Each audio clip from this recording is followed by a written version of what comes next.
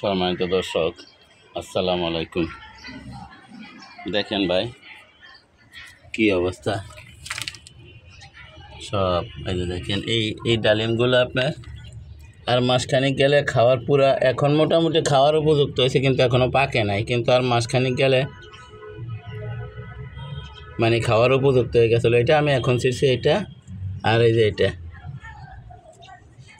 এটা, এগুলি না, এটা না, এই যে হ্যাঁ, এই যে এই তিনটা আমি গাছ থেকে এখন ছিললাম।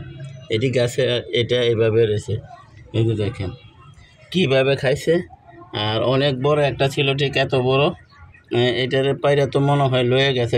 এটা পুরা পাকা ছিল, মানে পুরা লাল হয়ে গেছিল। আমি যদি একটু দেখাই আপনাদেরকে, এই যে দেখেন মোটামুটি খাওয়ার উপযুক্ত হয়ে গেছিল ভাই, কিন্তু কী আর করবো, এই বানরের জ্বালায় কিছু রাখতে পারি না।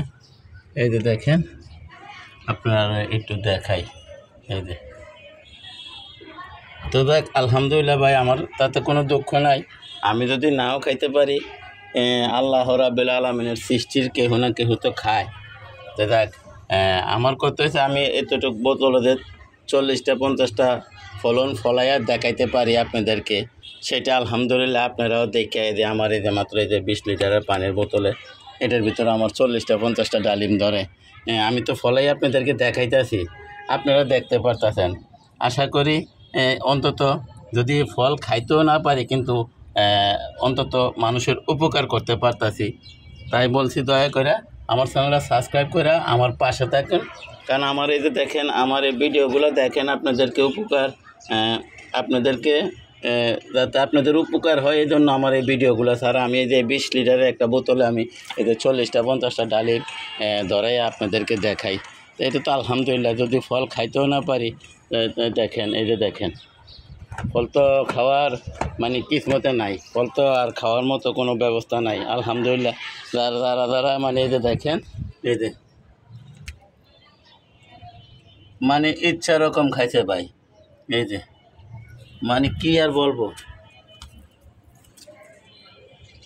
কমপক্ষে আপনার 30-35টা ফল ছিঁড়া খাইছে, আরও লয়ে গেছে।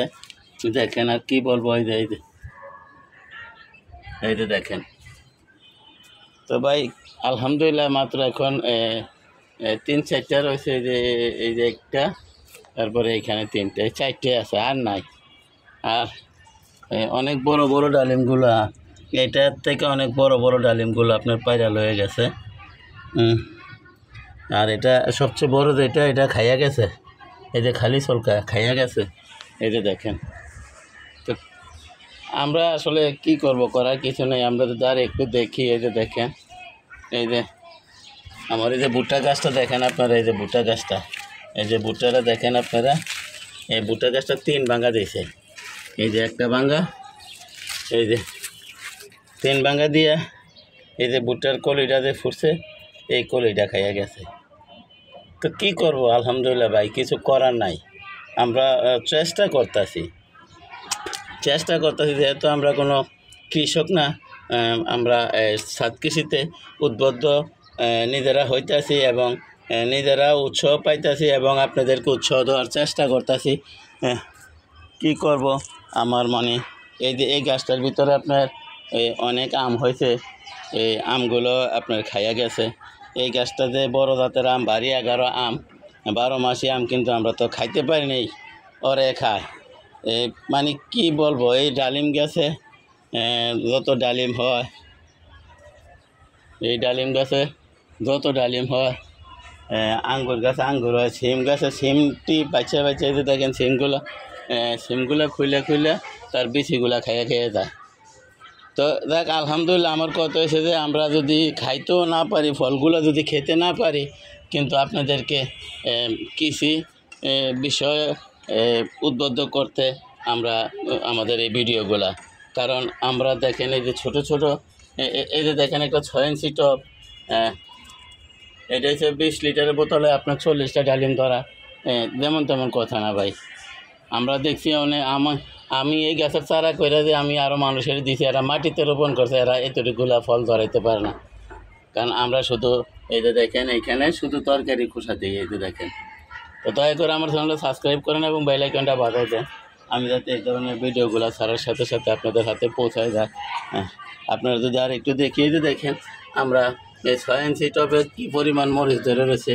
তো আসলে এই ভিডিওগুলো দেওয়ার উদ্দেশ্য শুধু আপনাদেরকে উদ্বুদ্ধ করে, আপনারা যাতে স্বাদ কিছুতে মানে আকৃষ্ট হন, সাথে সাথে কিছু করার একটা চেষ্টা করেন। আমার ভিডিওগুলো খালি এই জন্য, তো আমরা তো আসলে খেতে পারি না।